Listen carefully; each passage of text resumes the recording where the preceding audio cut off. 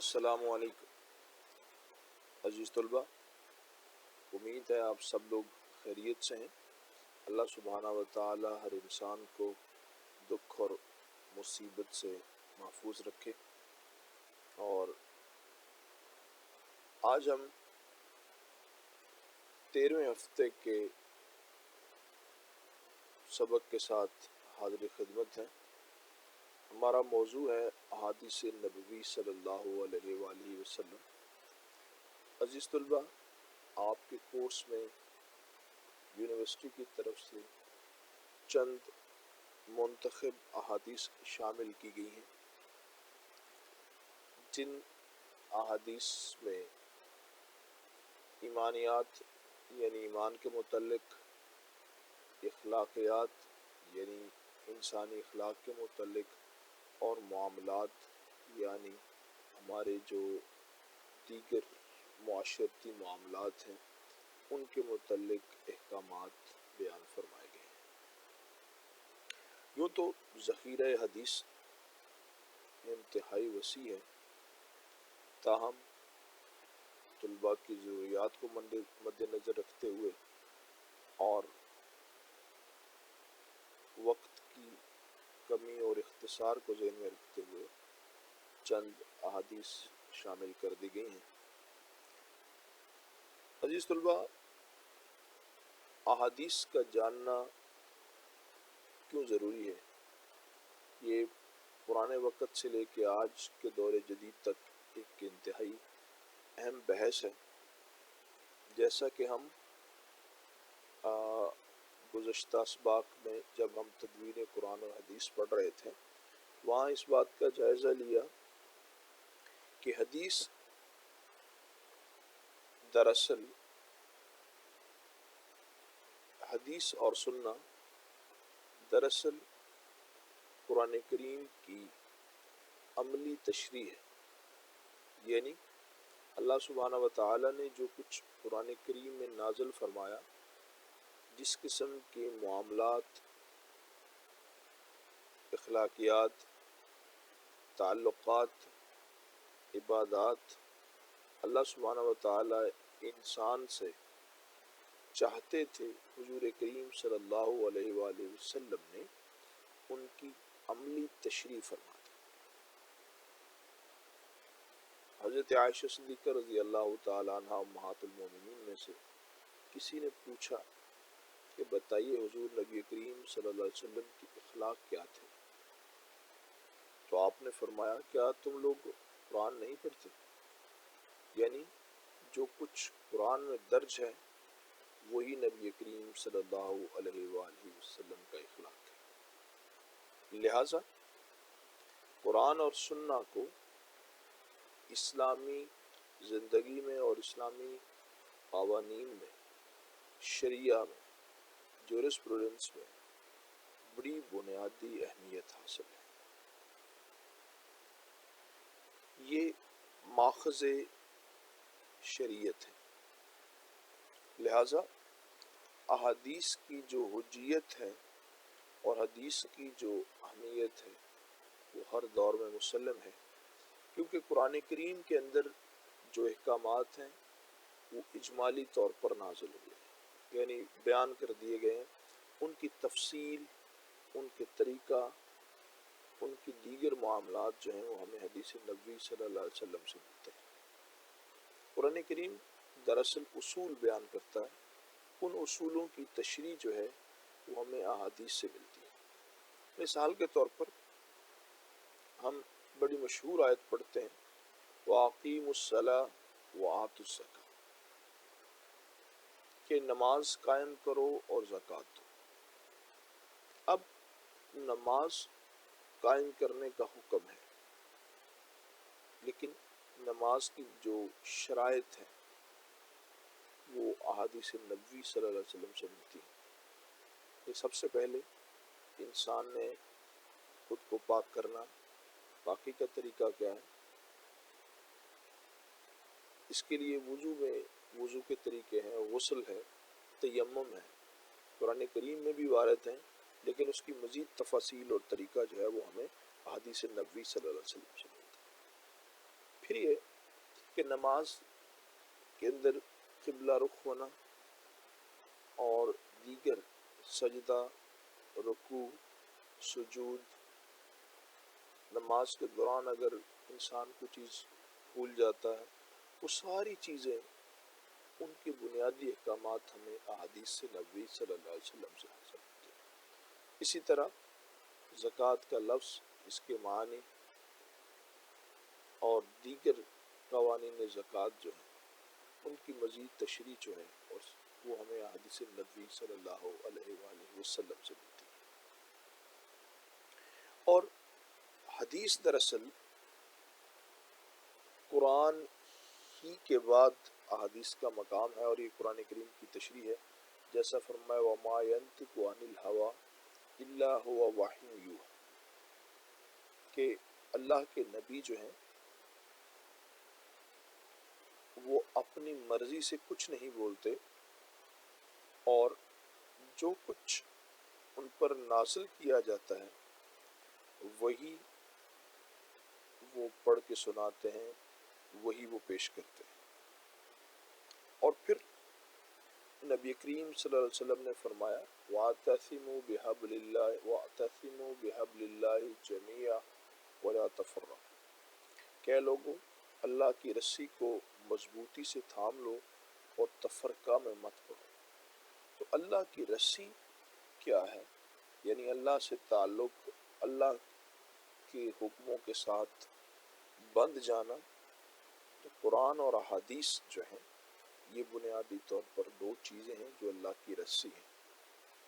اسی طرح حضور نبی کریم صلی اللہ علیہ وسلم نے فرمایا کہ میں تمہیں دو چیزیں چھوڑے جا رہا ہوں،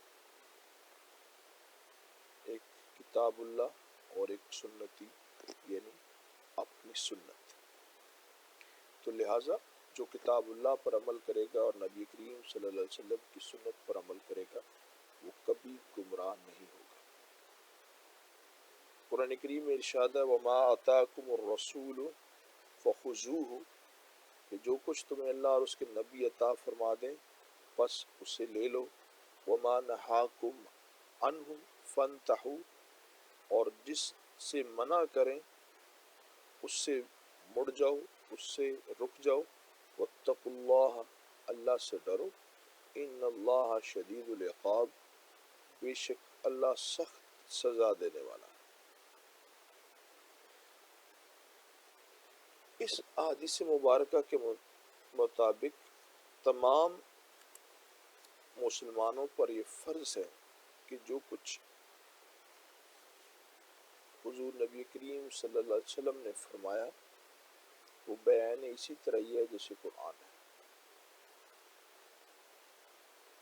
قرآن اللہ کا فرمان ہے اور نبی کریم صلی اللہ علیہ وسلم کی زندگی جو ہے وہ اللہ کے فرمان کے مطابق عمل اور تشریح ہے، جیسا کہ میں بار بار اس چیز کا ذکر کر رہا ہوں۔ موجودہ دور میں کچھ ایسی فرقے بھی موجود ہیں جو منکرین حدیث کہلاتے ہیں۔ ان کے متعلق یہ ہے، وہ کہتے ہیں کہ ہمارے لیے اللہ اور اس کے نبی کی یعنی اللہ کی کتاب کافی ہے، اور احادیث مبارکہ پر مختلف قسم کے جو اعتراضات ہیں وہ اٹھائے جاتے ہیں۔ یہ ایک فتنہ ہے جس سے بچنا انتہائی ضروری ہے۔ احادیث کے علوم کو قائم رکھنے کے لیے اس کی باقاعدہ حفاظت فرمائی گئی، اور اللہ سبحانہ و تعالی نے قرآن کریم کی حفاظت کا ذمہ خود لیا، لیکن انہی لوگوں نے احادیث مبارکہ یعنی صحابہ اکرام رضوان اللہ علیہم اجمعین، تبع تابعین اور ان کے بعد آنے والے جو بڑے بڑے محدثین ہیں، انہوں نے انتہائی عرق ریزی سے، بڑی محبت اور محنت سے حضور نبی کریم صلی اللہ علیہ وآلہ وسلم کی ان فرامین کو اکٹھا کیا اور اسلامی قوانین کے لیے ایک بنیاد فراہم کر دی۔ عزیز طلبہ، احادیث کو پڑھنے اور پڑھانے کا جو عمل ہے یہ انتہائی باعث رحمت اور برکت ہے۔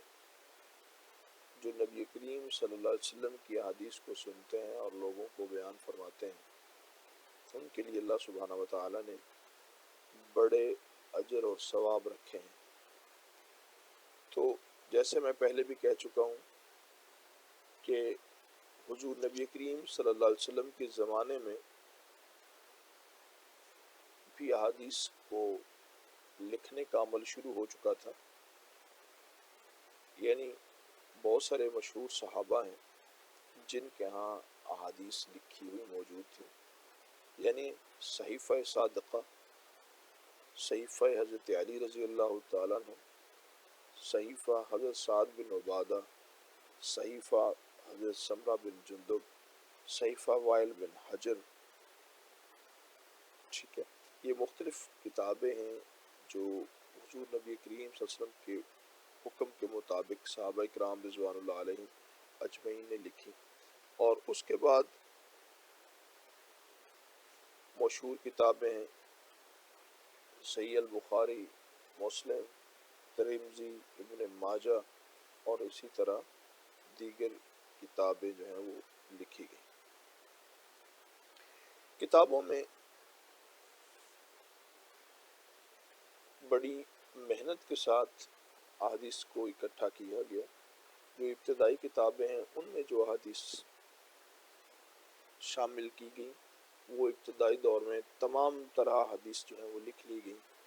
بعد میں آنے والے جو لوگ تھے انہوں نے ان احادیث کو صحت کی بنیاد پر اور اس کے متن کی بنیاد پر علیحدہ علیحدہ حصوں میں تقسیم کیا اور اس پر مختلف قسم کی بحثیں لکھی۔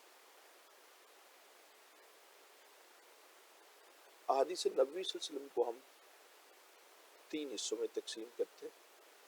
نمبر 1 حدیث قولی، جو حضور نبی کریم صلی اللہ علیہ وسلم نے حکم فرمایا وہ حدیث قولی کہلاتی ہے، آپ کا حکم۔ حدیث فعلی، جو حضور نبی کریم صلی اللہ علیہ وسلم نے کوئی عمل کیا، ایکشن کیا، کھایا، گھوڑے پر سوار ہوئے، نماز پڑھائی، کوئی اور کام کیا، تو اس کو جو بیان کیا گیا تو حدیث فعلی ہے۔ اسی طرح حدیث تقریری، کہ جو حضور نبی کریم صلی اللہ علیہ وسلم کے سامنے عمل کیا گیا، آپ صلی اللہ علیہ وسلم نے اسے دیکھا اور اس پر خاموشی اختیار فرمائی، یعنی اجازت دے دی، تو اسے حدیث تقریری کہتے ہیں۔ اسی طرح عزیز طلبہ، جب آپ احادیث کو پڑھتے ہیں تو ایک حدیث کے 3 حصے ہوتے ہیں۔ ایک ہوتا ہے جسے آپ کہتے ہیں راوی۔ راوی کا مطلب ہے بیان کرنے والا، جو شخص احادیث کو جسے نبی صلی اللہ علیہ وسلم سے سنا اور پھر باقی لوگوں کو بیان کیا، پھر باقی لوگوں کو بیان کیا، تو اس طریقے سے ایک چین آف نیریٹرز بنتی ہے، انہیں ہم راوی کہتے ہیں۔ صحیح ہے۔ جس بندے نے کتاب ہے وہ حدیث لکھی ہوئی ہوتی ہے، جیسے یہ لفظ لکھا ہے متفق علیہ، تو متفق علیہ سے مراد یہ ہے کہ اس پر بخاری اور مسلم دونوں محدثین کا اتفاق ہے، یا یہ حدیث ہمیں دونوں کتابوں میں مل جائے گی، بخاری میں بھی ملے گی اور مسلم میں بھی ملے گی۔ اب بخاری، امام بخاری یا امام مسلم سے اوپر انہوں نے کس سے سنا، انہوں نے کس سے سنا، انہوں نے کس سے سنا، انہوں نے کس سے سنا اس حدیث کو، تو آخر تک یہ چین جو ہے وہ نبی کریم صلی اللہ علیہ وسلم تک پہنچتی ہے۔ ان کو ہم لوگ کہتے ہیں راوی، ٹھیک ہے۔ اس کے لیے ایک علوم ہے اسماء اور رجال کے، جن جن لوگوں نے نبی کریم صلی اللہ علیہ وسلم سے احادیث کو بیان کیا ہے، ان کے حالات زندگی بھی محدثین نے محفوظ کر لیے، تاکہ آنے والے لوگ ان کے حالات زندگی کو ذہن میں رکھتے ہوئے احادیث کی نوعیت پر بحث کر سکیں۔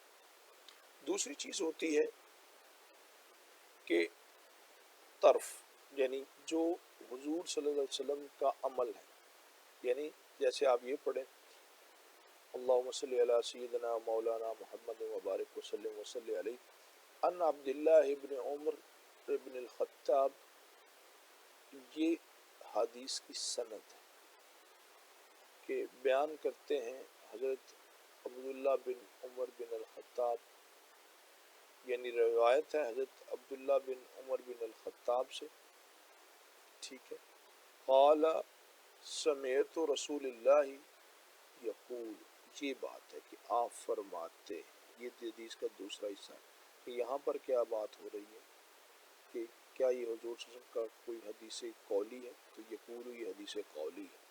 یہاں پر اگر ہوتا کہ آپ نے کوئی عمل کیا ہوا ہے تو یہ عمل ہوتا ہے، یعنی ہم نے دیکھا کہ حضور صلی اللہ علیہ وسلم یہ کر رہا ہے، یہ حدیث تقریری ہے، ٹھیک ہے۔ یہاں تک کا حصہ جو ہے، یہاں تک جو ہے وہ سند ہے، یہاں تک جو ہے وہ طرف ہے، پتہ لگتا ہے کہ آپ کے اعمال جو ہے، جیسے حدیث کی 3 بیان کر رہے تھے، یہاں سے ٹیکسٹ شروع ہوتا ہے، یہاں پر الفاظ شروع ہوتے ہیں جو حضور نبی کریم صلی اللہ علیہ وسلم نے بیان فرمایا ہے یا جو اس راوی نے بیان فرمایا۔ یقول بنی الاسلام علی خمس، شہادت ان لا الہ الا اللہ وان محمدا عبدہ ورسولہ واقام الصلاۃ وایتاء الزکاۃ وحج البیت وصوم رمضان، جہاں تک جو ہے یہ ٹیکسٹ ہے۔ آگے ایک لفظ اگر رواہ البخاری رواہ المسلم، تو وہ جو کتاب کا راوی ہے، جس نے محدث ہے، جس نے اپنی کتاب میں وہ حدیث بیان کی گئی ہے، یہ چیز آخر میں لکھی ہوئی۔ جہاں پر لکھا ہے متفق علیہ، تو اس کا مطلب یہ ہے کہ یہ جو حدیث ہے یہ بخاری شریف اور مسلم شریف دونوں میں موجود ہے، صحیح ہے۔ اسی طرح اور بہت سارے نوٹس چھوٹے چھوٹے جو ہیں وہ حدیث کے آگے لکھے ہوئے ہوتے ہیں، اس سے علماء کو یہ پتہ چل جاتا ہے کہ اس حدیث میں راوی کتنے ہو، مثال کے طور پر یہ بخاری اور مسلم میں موجود ہے یا کسی اور کتاب میں موجود ہے۔ جس طریقے سے مشکات شریف جو ہے حدیث کی ایک کتاب ہے، یعنی بعد میں مختلف حدیث اس میں اکٹھی کی گئی ہیں، تو اس کے اندر جو ہے وہ ریفرنسز دیے گئے۔ امید ہے کہ آپ کو احادیث کی اہمیت اور احادیث کی جو بنیادی معلومات ہیں وہ حاصل ہو چکی ہیں۔ اگلی ویڈیو میں ہم احادیث نبی صلی اللہ علیہ وسلم کا مختصر سا ترجمہ اور تشریح بیان کریں گے۔ جزاک اللہ۔